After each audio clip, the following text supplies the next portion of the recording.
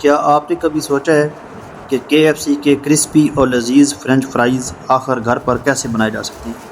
आज हम आपको बताएंगे एक आसान राज जिससे आपके फ्रेंच फ्राइज़ बिल्कुल KFC जैसे बनेंगे। वीडियो को मुकम्मल देखें क्योंकि मैं आपको बताऊंगा इस रेसिपी की केमिस्ट्री कि इसका एक एक स्टेप क्यों और कब करना चाहिए, जिससे आपके फ्रेंच फ्राइज़ भी KFC की तरह बाहर से गोल्डन और क्रिस्पी होंगे और अंदर से नरम होंगे। फजर बिलास की कुकिंग रेसिपी सीरीज़ में खुश आमदीद। दोस्तों, चलिए शुरू करते हैं KFC स्टाइल में क्रिस्पी, गोल्डन और अंदर से नरम फ्रेंच फ्राइज़। ये मैंने आलू ले लिए हैं। आलू आपने साइज़ में बड़े लेने हैं। उसको चारों तरफ से काट के सीधा कर लेना है और इसके बाद इसके स्लाइस काट लेने हैं। स्लाइस ना तो ज़्यादा पतले हों और ना ही ज़्यादा मोटे हों। इसके साथ ही मैंने एक कढ़ाई के अंदर पानी बॉयल कर लिया था और जो स्लाइस हैं इसको मैंने पानी के अंदर डाल दिया है, बॉयलिंग पानी में, और इसके साथ ही मैंने 1 टेबलस्पून नमक डाल दिया है और इसको 5 से 6 मिनट तक इसके अंदर पका लेंगे।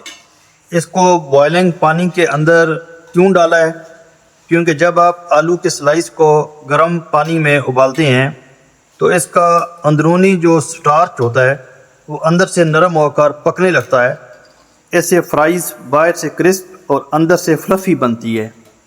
और इसके साथ ही जब हमने इसमें नमक डाला है तो नमक का जो साल्टी टेस्ट होगा वो हर आलू के अंदर अच्छी तरीके से चला जाएगा।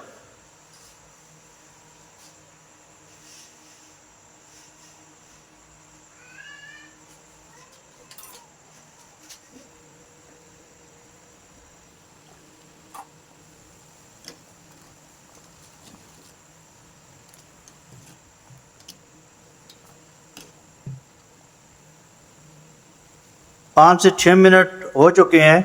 अभी हम इसको निकाल के कोल्ड वाटर में डाल देंगे। कोल्ड वाटर मीन के बर्फ़ वाला ठंडा पानी। इसको हमने बर्फ़ वाले ठंडे पानी में क्यों डाला है, इसकी भी केमिस्ट्री का आप समझ लें कि उबालने के फ़ौरन बाद जब आप आलू को ठंडे पानी में डाल देते हैं तो इससे कुकिंग प्रोसेस रुक जाता है। इससे ये ओवर कुक नहीं होते हैं, वरना आलू ज़्यादा सॉफ्ट होकर टूट जाएंगे। इसके बाद हमने इसको एक छलनी के अंदर निकाल लिया है। इसको हम अच्छी तरीके से इसका जो पानी है वो ड्रेन कर लेंगे और इसको हम खुश्क कर लेंगे अच्छी तरीके से। अभी मैं इसको एक अलग ट्रे में शिफ्ट कर दूंगा ताकि इसका जो बाकी पानी है वो भी खुश्क हो जाए।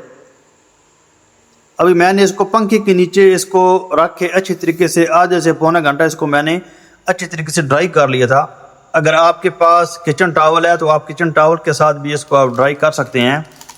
इसके बाद अभी मैंने इसके ऊपर कॉर्नफ्लोर डस्ट कर दिया है। अगर आपके पास गार्लिक पाउडर है या चिकन पाउडर है तो वो भी आप इसके साथ डाल सकते हैं। इसको अच्छी तरीके से मिक्स कर लेंगे ताकि हर स्लाइस के ऊपर अच्छी तरीके से कॉर्नफ्लोर लग जाए। इसके बाद मैंने एक कढ़ाई के अंदर ऑयल डाल दिया था और इसको फुल फ्लेम के ऊपर गर्म कर लिया था। इसको याद रहे आपने फुल फ्लेम के ऊपर आपने इसको गर्म करके डालना है। अब देखिए जब मैंने इसके अंदर स्लाइस डाले हैं तो ये आपस में गुच्छा नहीं बने, जुड़े नहीं हैं। ये एक एक स्लाइस अलग अलग होगा और इसका कलर भी माशाल्लाह गोल्डन होगा और ये क्रिस्पी और बाहर से हार्ड होंगे।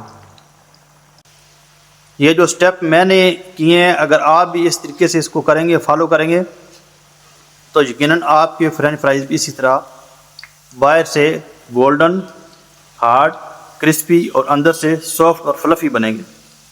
ये देख लें माशाल्लाह कितना प्यारा गोल्डन कलर आ चुका है। इसको हम 2 स्टेज में फ्राई करेंगे। ये अभी मैंने इसको हाफ फ्राई कर लिया है।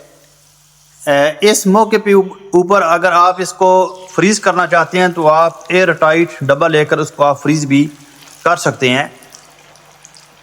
ये इसका दूसरा बैच मैंने डाल दिया है। इसको भी मैं हाफ फ्राई कर लूँगा।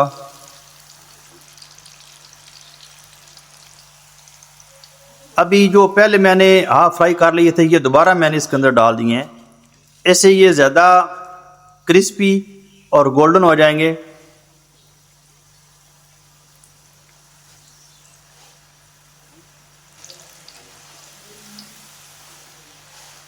ये देखिए माशाल्लाह बहुत ही प्यारे गोल्डन कलर इसके ऊपर आ चुका है। इसका एक शॉर्टकट फार्मूला समझ लें, जब हमने इसको बॉइलिंग पानी के अंदर डाला है तो इसका ये मकसद था कि अंदर से इसका जो फ्लफ़ी टेक्सचर आ जाए, और उसके बाद जब हमने इसको कोल्ड वाटर में डाला है तो एक्स्ट्रा जो स्टार्च है वो रिमूव हो जाए और जो ओवर कुकिंग है वो स्टॉप हो जाए। और जो अब जब हमने इसको कॉर्न फ्लोर इसके ऊपर डाला है तो ये बस इसका गोल्डन कलर देने के लिए और क्रिस्पी करने के लिए।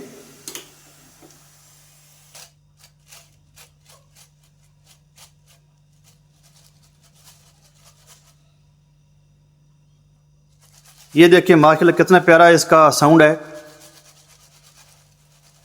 लीजिए जनाब, तैयार हैं घर के बने हुए बिल्कुल KFC स्टाइल फ्रेंच फ्राइज़, बाहर से क्रिस्पी गोल्डन और अंदर से नरम और जायके में लाजवाब।